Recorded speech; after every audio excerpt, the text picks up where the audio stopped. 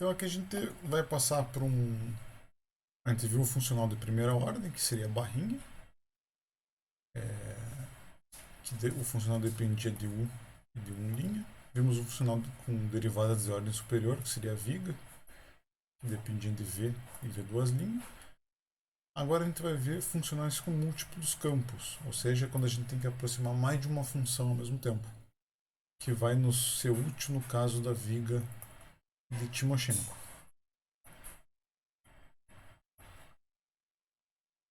Então essa vai ser a nossa primeira parte da aula. Então, para a gente fazer sentido a parte lá do cálculo funcional, vamos primeiro apresentar o modelo de Timoshenko, depois a obtenção das equações de ordem de Lagrange para ele e também a aplicação lá do operador variacional. Bem que a gente fez agora para a barrinha, a gente vai fazer para a viga de Timoshenko. A diferença, o operador variacional agora vai ser em relação a duas funções. Vai ser em relação a V, os deslocamentos verticais da viga, e também vamos fazer a variação em relação a φ, que seria a rotação que ocorre na viga de Timoshenko. Beleza, então vamos construir o modelo da viga de Timoshenko. Para isso vamos seguir aquele nosso roteirinho de hipóteses cinemáticas, vamos ver o que o Timoshenko propôs lá, e depois a mecânica dos sólidos. Vamos pegar os deslocamentos que vão aparecer aqui, transformar em deformação, depois transformar em tensão, e com deformação e tensão em mãos a gente calcula o funcional da viga de Timoshenko. Então, o começo da viga de Timoshenko é igual ao de Bernoulli. Então, para a gente, tudo que se interessa aqui vai ocorrer no plano XY. Tá? Não tem nenhuma diferença nessa parte. Qual que é a principal diferença? É na hipótese de deformação. Tá? A viga de Bernoulli ela despreza o cisalhamento. Então, a gente assume que a deformação por cisalhamento é nula. Ou a gente não considera o cisalhamento na deformação. Tá? Para isso, a gente dizia que seções inicialmente planas permanecem planas e perpendiculares ao eixo de deformação, o eixo longitudinal da viga. Agora, o Bernoulli, o que ele faz? Ele leva em consideração os cisalhamentos de uma forma simplificada. Ele diz que a seção que a deformação por cisalhamento é constante ao longo da seção transversal. Para isso, o que acontece? A seção inicialmente plana da viga antes da deformação, ela permanece plana, ou seja, uma retinha estava desenhada aqui num ponto qualquer, permanece uma retinha lá na viga deformada. Só que agora não necessariamente perpendicular ao eixo longitudinal da viga após a deformação. Isso quer dizer que o eixo agora, o ângulo entre o eixo longitudinal e a minha seção plana não é mais um ângulo reto, ou não é necessariamente mais um ângulo reto. Beleza? Então, ó, essa deformação adicional que a gente tem para esse ângulo não ser reto é o que vai nos dar a deformação por cisalhamento. Como é que funciona isso então? Olhando para a figura mais bonitinha. Eu tinha a seção plana lá, a viga, esse pontinho se deformou na horizontal uma quantidade de V, foi na vertical V, na horizontal U. E o que aconteceu com aquela seção plana? Agora ela rotacionou, e essa rotação é diferente de 90 graus, ou seja, a orientação final da minha seção transversal aqui, notem que ela não é mais 90 graus, agora ela é 90 graus mais a quantidade de deformação por cisalhamento. Então esse ângulozinho entre o eixo longitudinal, com essa retinha saindo, e a minha seção transversal, agora não é mais um ângulo reto. Tá? Com isso, a deformação angular total aqui, a gente vai chamar de φ, que vai ser um campo a ser aproximado. Esse φ de x. Tá? E a deformação por cisalhamento vai ser a diferença da rotação total menos da rotação que a gente tinha lá do pela flexão. Então, esse ângulozinho aqui, o que é? É a total φ menos a flexão. Com isso, o que vai acontecer? Essa rotação φ agora é independente da inclinação da fibra média da seção. Ou seja, eu tenho que aproximar essa função φ, vou ter que aproximar a função v. Agora, na viga de Timoshenko, eu tenho duas funções como incógnita. Então, sistema, por consequência, um sistema de equações diferenciais resultante.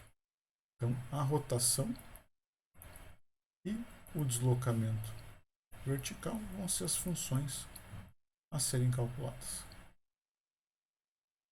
Beleza? Então, é isso que a gente está levando em conta no modelo de Timoshenko. O resto fica igual. Então, o deslocamento de qualquer ponto da viga é representado pela sua seção média ali. Então, como consequência, não há deformação específica em Y. Então, mesmo que eu aplique uma carga pontual num ponto qualquer da viga, eu não, a deformação que isso aqui vai me gerar é desprezível ou não leva ela em conta. Como a gente já tinha na viga de Bernoulli. E não há acoplamento entre flexão e esforço axial, que é o que a gente também já tinha lá. Beleza? Então, o que vai nos sobrar? Para o modelo da viga de Timoshenko. Então, vai sair da elasticidade em 3 dimensões, que seriam achar as funções U, V e W, as três, como funções de x, y e z. Esse é o caso mais completo. Com as nossas hipóteses, a gente consegue simplificar por isso aqui. É igual o que a gente tinha na viga de Bernoulli, só que aqui a gente tem a rotação φ, que a gente vai ser um campo independente. Tá? Antes a gente tinha V' aqui, e por consequência a gente só tinha a função V para se aproximar. Então agora, no modelo de Timoshenko, fica um pouquinho mais complicado, que a gente tem ali dois campos ou duas funções para serem aproximadas.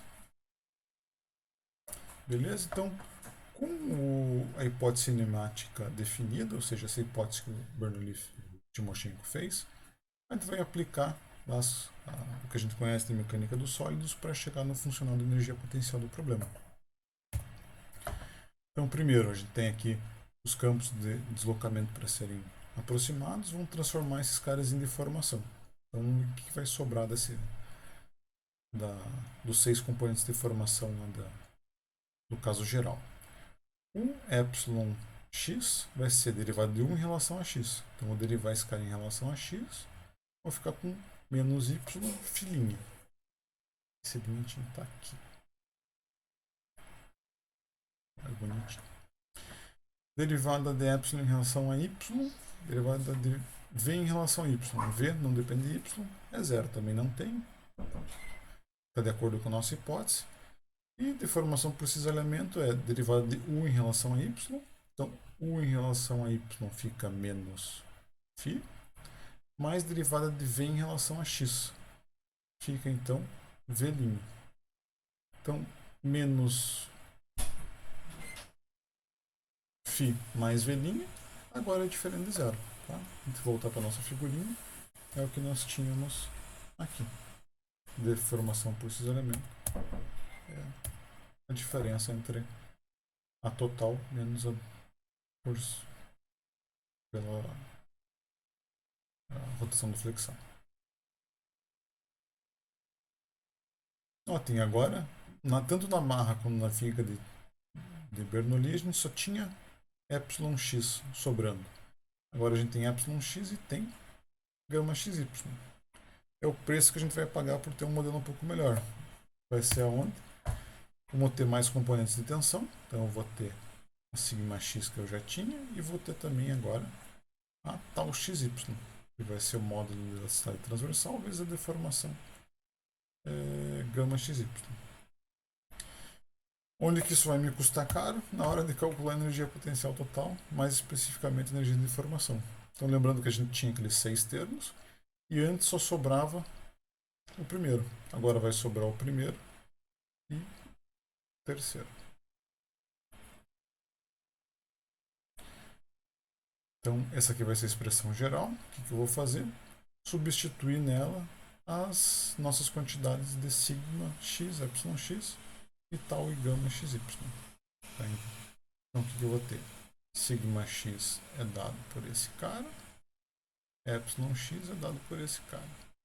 E de forma análoga aqui, eu vou ter tal xy e gama xy. A integração está no volume. Vou passar por uma vou trocar a integração de volume por o quê? Integral de 0 a L, integral na área de dA dx. Tá? Então fiz a primeira troca aqui. Então notem que eu tenho integral de 0 a L, integral de área. Esses dois termos. O primeiro termo aqui, se eu olhar, o que vai ficar? O epsilon, desculpa, o E e o φ não dependem de nem de y nem de z, ou seja, não dependem do dA. Então eles vão conseguir sair da integração. Eu vou ficar, vou ficar com E filhinho ao quadrado vezes integral de área de y ao quadrado de A, que é o nosso momento de inércia. Então, esse primeiro termo aqui, depois a integração da área, resulta nesse cara aqui. Para esse segundo termo aqui, eu vou ficar com integração de área desses caras aqui. Da mesma forma, a gente tem que o φ e o v não dependem do dA. Tá? Mas aqui vai entrar, tem uma forma de deduzir isso, mas eu não vou mostrar para vocês aqui, que quando você faz a integração por cisalhamento, vai aparecer esse coeficientezinho de correção devido ao formato da seção transversal. Então, por isso que aparece não só o A, como o K vezes A. Então, vai ter em tabelinha lá, cada seção transversal vai ter um valorzinho de K. Por exemplo, de seção retangular, eu acho que é 6 sobre 5 ou 5 sobre 6, uma coisa assim. Então, eu chego nessa expressão aqui para a energia de deformação da viga. Então, K é uma constante que vem pronta, o A e o E e o I vêm como entradas do problema, né, do material da seção transversal. Eu tenho que agora calcular o quê? O φ, filhinho e o velhinho. Que seriam nossas incógnitas. O φ e o v são nossas duas funções que são incógnitas. Para o trabalho realizado pelas forças externas, a gente já viu, o carregamento distribuído vai ficar integral do 0 até L de V aqui. Tá? Então, fica aqui a nossa expressão para o funcional da energia potencial da viga de Timoshenko. Então, notem agora que eu tenho duas funções como incógnitas, tanto o V como o φ. E no equacionamento aparece V e V', φ e φ'. Tá? Então temos aí o nosso funcional, o formato genérico para uma viga biapoiada com carregamento distribuído. Beleza? Então essa toda vez que a gente tem um modelo estrutural, ou seja, tem uma hipótese cinemática que a gente vai simplificar a elasticidade 3D, a gente consegue aí com o equacionamento de mecânica dos sólidos obter o funcional de energia potencial do nosso modelo estrutural.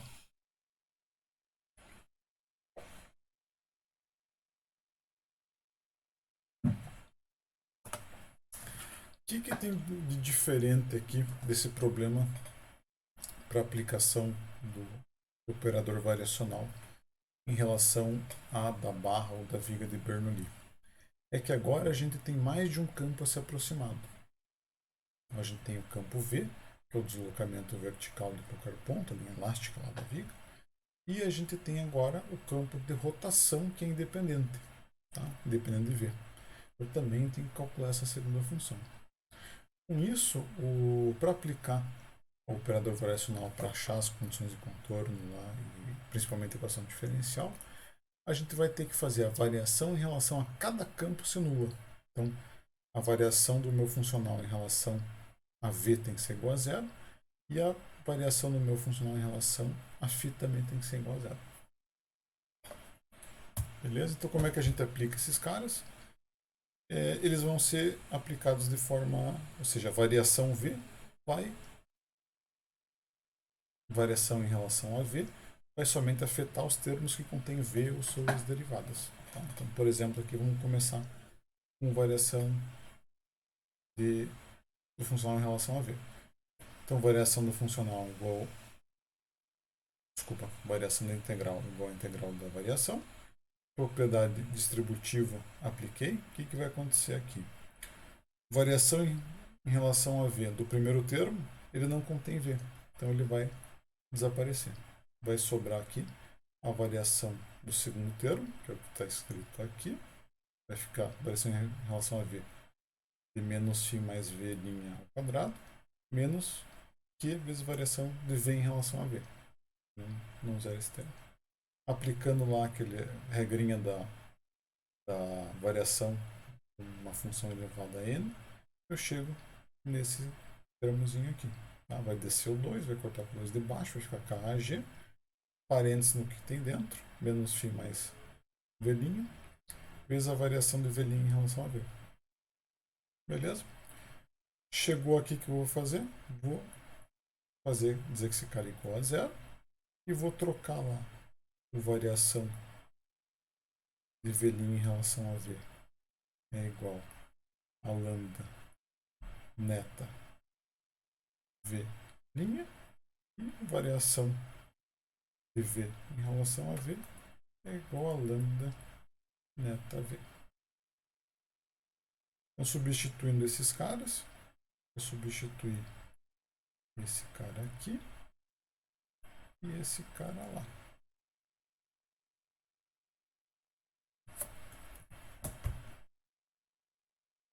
O lambda multiplica todos os termos da minha equação, então posso eliminar ele da minha equação e tenho essa expressão. O primeiro termo dentro da integral depende de V', o segundo termo depende, de neta', e o segundo termo de neta. Então aqui a gente começa a fazer as integrações por partes. Vamos aplicar a integração por partes no primeiro termo para tirar a diferenciação do neto e passar por o que está dentro do parênteses. Então vamos fazer a integração por partes desse cara. Então pronto, passar a a diferenciação daqui para cá. Tá? Então aqui eu estou repetindo o primeiro termo e aqui está a expressão da aplicação da integração por partes. Então notem que vai aparecer um termo no contorno, que vai ajudar lá a obter nossas condições de contorno naturais, e esse termo vai voltar para dentro da integral, com o benefício que a gente não tem mais agora a diferenciação do neto. Então, colocando o neto em evidência, eu vou ter um termo dentro da integral que tem isso aqui, mais o que está lá, que é esse termo que está aparecendo aqui. Então, dentro da integral vai aparecer a primeira equação diferencial da viga de Timoshenko, que a única condição dessa integral zerar vai ser isso que está entre parênteses ser igual a zero, mais os termos que vão aparecer no contorno.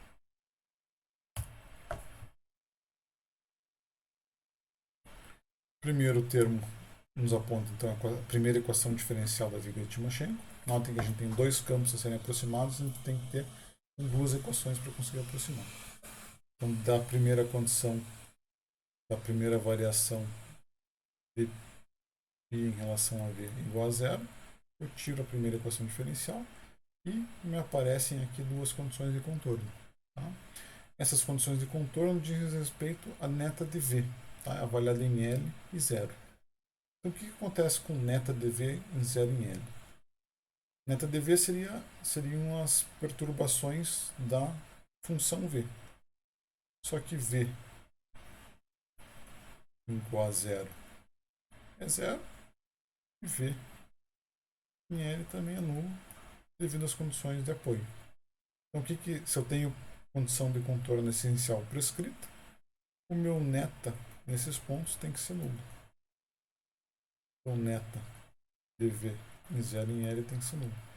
Então, quando eu aplicar esse termo aqui, ele vai zerar, porque o meu neta em v vai ser zero em L em zero. Então, também zera todo mundo aqui. E eu incluo as condições essenciais, funções de contorno essenciais do problema pela escolha lá das minhas funções de perturbação. Beleza? Continuando agora, como tenho dois campos, eu fiz a primeira variação em relação a V, agora vou ter que fazer a primeira variação em funcional em relação à rotação φ. É o meu segundo campo a ser aproximado. Aqui primeiro, variação da integral igual a integral da variação. Quando eu fizer a hipótese distributiva, o primeiro termo permanece porque ele tem φ, o segundo termo permanece porque ele tem φ, o terceiro termo desaparece porque variação em relação a φ de V é igual a zero. Nesse primeiro termo aqui eu tenho duas quantidades que eu vou ter que aplicar aquela relaçãozinha lá da variação de uma função com exponencial n, no nosso caso é 2. Então, para a primeira funçãozinha, aplicando 2ds corta com esse 2, sobra ei, o que está dentro do parênteses, φ' vezes variação de φ'. Aqui nesse segundo análogo, vai descer o 2 cortar, vai ficar kag, vezes o que está dentro do parênteses, vezes a variação de menos φ em relação a φ. Da mesma forma, vamos igualar isso aqui igual a zero e vamos trocar o variação de φ' por lambda neta linha de φ. E vamos trocar variação de φ por lambda neta φ. Beleza? Então, esse negativo eu só troquei o sinal. Está negativo aqui agora. Então, um termo está em função de neta e outro de neta linha. Então, vamos pegar o que está na neta linha, aplicar uma integração por partes para passar a diferenciação para o φ. Então, vou aplicar agora a integração por partes nesse cara. Então, está aí a expressão para ela. Então, uma vez feita a integração por partes, o que vai acontecer? Esse cara aqui volta para. Desculpa, deixa eu colocar mais bonitinho. Esse cara aqui volta para a integral e fica lá com o que tinha antes, com o neta φ em evidência. E esse termo vai nos gerar nossas condições de contorno essenciais. Então, do que está aqui dentro da integral, vai nos gerar, vai ser igual a zero, para conseguir fazer essa igualdade ser verdadeira. Vai nos gerar a segunda equação diferencial da viga para formar o sistema de equações a ser resolvido. Esse termo aqui, de outra forma, vai nos formar as nossas condições de contorno. Então, essas condições de contorno vão ser em relação ao quê? Neta e φ'. Se a gente olhar aqui para a nossa equação, o neta de φ, que é a rotação pode ser qualquer coisa no apoio. Então, o que vai ter que zerar vai ser esse termozinho que está antes aqui dele. Beleza? Seria o ei φ' em L, vai ter que ser igual a zero. E a mesma coisa em zero. Tá? Então, ei vezes o φ' vai ser as condições de contorno de momento. Que vão ter que ser zeradas. Então, a gente viga bipolar, a gente sabe que o momento é nulo nas duas extremidades. Então, o problema de valor de contorno da viga de Timoshenko é esse que está lá abaixo. A gente tem um sistema de equações diferenciais para ser resolvido. O domínio da viga, ou seja, de 0 até a L, com as condições de contorno essenciais prescritas em V e as naturais prescritas no momento. Tá? Então, para só um comentário para a viga de Timoshenko, momento seria ei φ' e cortante é dado por KGA vezes a deformação cinzalenta igual ao cortante. Então, quando vocês tiverem uma condição de contorno de cortante, por exemplo, a viga engaçada livre, um apoio concentrado na extremidade direita, isso aqui vai aparecer como uma condição de contorno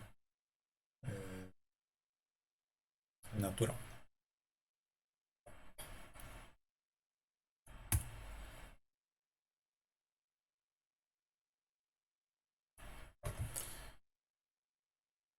Então o problema aqui que a gente vai ter que resolver, no caso genérico, é o problema do variável contorno é encontrar as funções v e φ que satisfazem a equação diferencial, aquele sisteminha de equação diferencial que a gente acabou de calcular, as condições de contorno dadas.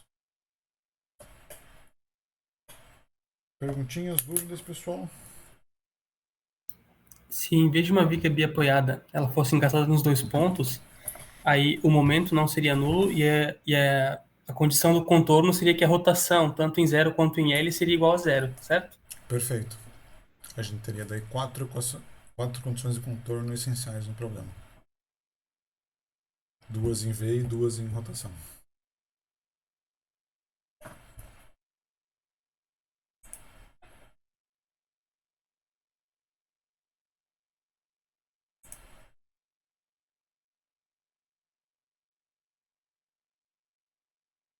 Mais algum comentário, dúvida?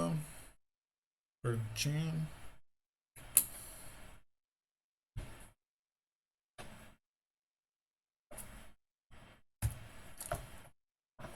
Estou dando sequência sobre as equações de Lagrange. Aqui seria o funcional com vários campos. Seria um funcional com vários campos, onde cada campo tem como incógnita o que aparece no funcional próprio campo e sua derivada primeira. Então, em termos genéricos, seria G1 e G1', G2, G2', até Gm e Gm'. Para esse tipo de funcional, as equações de Lagrange são M equações, que seria o número de campos que a gente está calculando. Então, para a nossa viga de Timoshenko, é como se fosse o G1 fosse V e o G2 fosse φ. Então, G1' seria V' e o G2' seria φ', que é o que de fato aparece lá dentro do funcional. Tá com um funcional aqui. Bem no começo. Aqui. Aparece lá V', φ e φ'. Caso genérico, quando você tem M campos, tem a equação de Lagrange dada por essas M equações aqui mostradas na equação 10. Aí, para cada campo, a gente tem lá duas condições de contorno. Então, para cada campo, ou no contorno, ou G é prescrito, ou a derivada primeira de f em relação a G' é igual a zero, ou alguma coisa prescrita. O termo genérico aqui é igual a zero se eu não tenho a força, é igual lá ao portante se eu tenho a força, ou por um momento se eu tenho ele aplicado. Isso aqui vem de um livro. A dedução dele ele é relativamente simples, não é complicado. É como se fosse aquela da barra, só que você vai cair quando você constrói o funcional lá e aplica a expansão de Taylor, você vai ter M termos. Eles têm que zerar individualmente. Então você fica com a mesma equação de Lagrange lá da barrinha, só que para M campos. Tá? Então, a dedução é bem direta, não tem muito grego.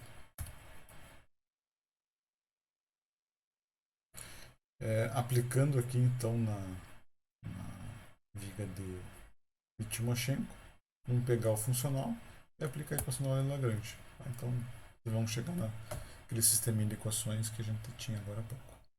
Então fica como tarefa aí para vocês. Principais resultados é o mesmo que a gente tinha, então a gente consegue obter as condições de contorno e a equação diferencial a partir do funcional de energia potencial. As condições de contorno essenciais são impostas na construção do espaço S, ou seja, quando a gente escolhe os N's. As naturais são incluídas quando a gente faz a integração por partes. Então a ideia é a gente ficar vendo isso aqui 2, 3 vezes para entrar na mente e isso ficar natural na nossa vida. Tá? Quando a gente for partir para elementos aproximados, isso vai ficar bem trivial. E as escolhas que a gente vai fazer lá vão depender bem do que a gente está vendo aqui. É legal vocês estarem bem craques aí em manipular o funcional com o operador variacional. Um dos métodos mais diretos que a gente tem de solução aproximada vai ser o princípio dos trabalhos virtuais. E utilizando o operador variacional dentro dos funcionais vai ficar bem fácil da gente equacionar ele, tá? Então, tratem com carinho esse operador que ele vai ser bem útil em uma ou duas aulas para frente.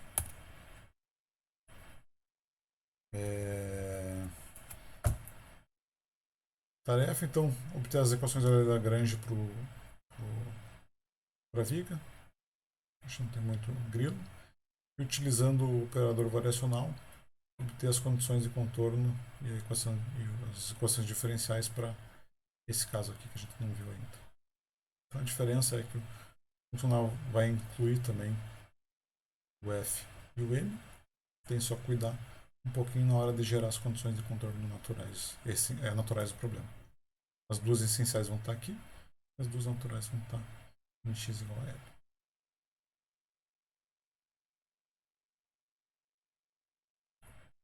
Perguntinhas, dúvidas, pessoal?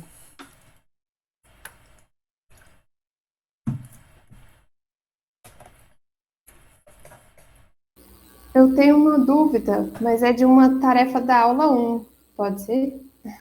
Pode, É que o senhor pede para plotar a função sigma-x, que descreve a tensão em cada ponto da estrutura. E que isso vai dar um plano de tensão e vai ser um plot bidimensional, função de x e de y. Eu estou com dificuldade de expor esse y e de fazer o plot bidimensional no JupyterLab. Ah, tá. Eu acho que eu tenho de algum trabalho anterior um caminho de como fazer isso. Se não, eu lembro que acho que o Humberto fez um trabalho de otimização, uns plots legais, assim, de bidimensional. Pode ajudar para destravar a dúvida. Isso é uma dúvida mais operacional, né? Isso. Tá. Eu posso lá no Moodle, na aula 1, ver, eu acho o tutorialzinho que eu tenho lá, eu boto lá. Senão a gente vê em detalhe aí na próxima aula. Certo? Obrigada. Nada.